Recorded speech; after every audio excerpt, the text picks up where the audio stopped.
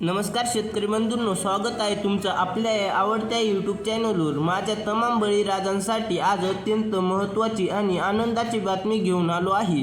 सध्या सोशल मीडियावर आणि गावागावात एकच चर्चा सुरू आहे। नमो शेतकरी महासन्मान निधी योजनेचा 9वा हप्ता कधी शेतकऱ्यांच्या बँक खात्यात जमा होणार आहे। 1 जुलै म्हणजेच कृषी दिनाच्या मुहूर्तावर हा हप्ता खात्यात जमा होणार होता, अशी जोरदार चर्चा चालू होती। पण नक्की काय झालं? शासनाने तारीख जाहीर केली का? पैसे का अडकलेत? आणि सर्वात मोठी बातमी म्हणजे राज्य सरकारने नवीन कर्जमाफी जाहीर केली आहे।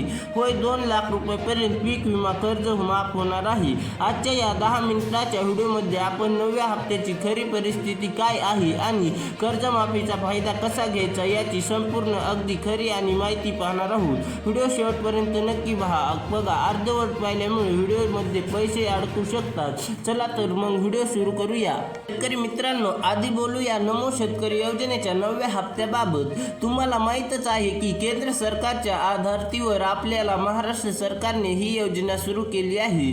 वर्षाला 6,000 रुपये थेट शेतकऱ्यांच्या दिले जातात खात्यात। आतापर्यंत शेतकऱ्यांना 8 हप्ते मिळाले आहेत आणि आता सगळ्यांना प्रतीक्षा आहे ती 9व्या हप्त्याची। 1 जुलैची चर्चा काय होती? अनेक ठिकाणी अशी चर्चा होती की 1 जुलै रोजी कृषी दिनाचे औचित्य साधून सरकार 9व्या हप्त्याचे 2,000 रुपये शेतकऱ्यांच्या खात्यात थेट जमा करेल। पण शेतकरी बंधूंनो, मी तुम्हाला कोणतीही खोटी अशी दाखवणार नाही। शासनाकडून अशा कोणत्याही अधिकृत घोषणा किंवा तारीख जाहीर करण्यात आल्या नाहीत।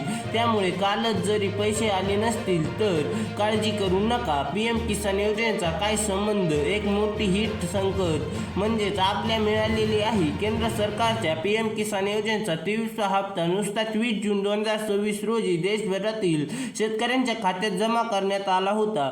सहसा पीएम किसान हप्ता आल्यानंतर काही दिवसातच राज्य सरकार नमो शेतकरी योजनेचा हप्ता जमा करत असते।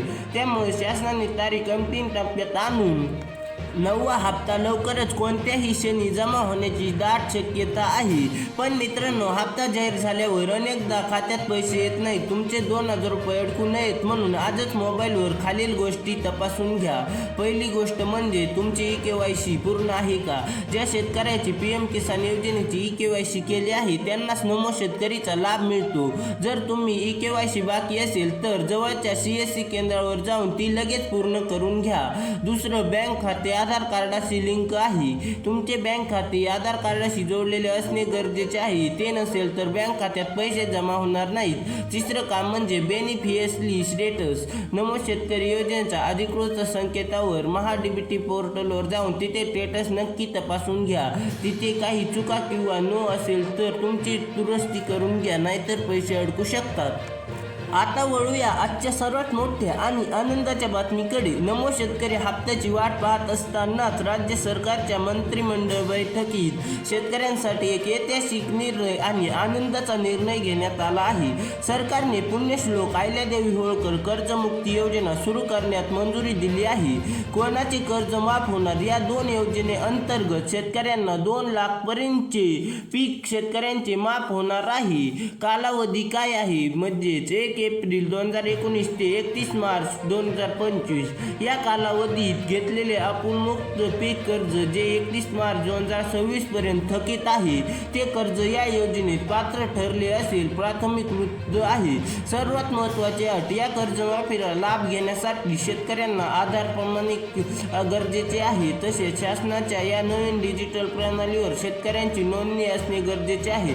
त्यामुळे ही नोंदणी कशी करायची या पुढे व्हिडिओमध्ये बनवणार आहोत। तर शेतकरी बांधवांनो, थोडक्यात सांगायचं तर नमो शेतकरी योजनेचा 9वा हप्ता लवकरच येईल। शासन स्तरावर हालचाली सुरू आहेत, फक्त अधिकृत तारखेची वाट आहे। दुसरं म्हणजेच 2 लाख रुपयांची कर्जमाफी जाहीर झाली आहे। त्यामुळे थकीत कर्ज असलेल्या शेतकऱ्यांना मोठा दिलासा मिळणार आहे।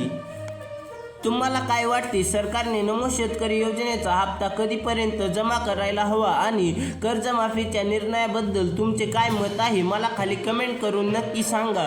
माहिती आवडली असेल तर एक व्हिडिओला नक्की लाईक करा आणि हा व्हिडिओ आपल्या गावातील प्रत्येक शेतकरी मित्रांना शेअर करायला विसरू नका, जेणेकरून प्रत्येक शेतकऱ्याला खरी माहिती मिळेल। अशाच शेतकरीविषयी खरे आणि ताज्या अपडेटसाठी आपल्या चॅनलवर नवीन असाल तर आत्ताच सबस्क्राईब करा आणि शेजारी बेल आयकॉन ऑन करायला विसरू विसरू नका. भेटूया अशाच पुढेच नवीन एक महत्त्वपूर्ण व्हिडिओमध्ये. तोपर्यंत धन्यवाद.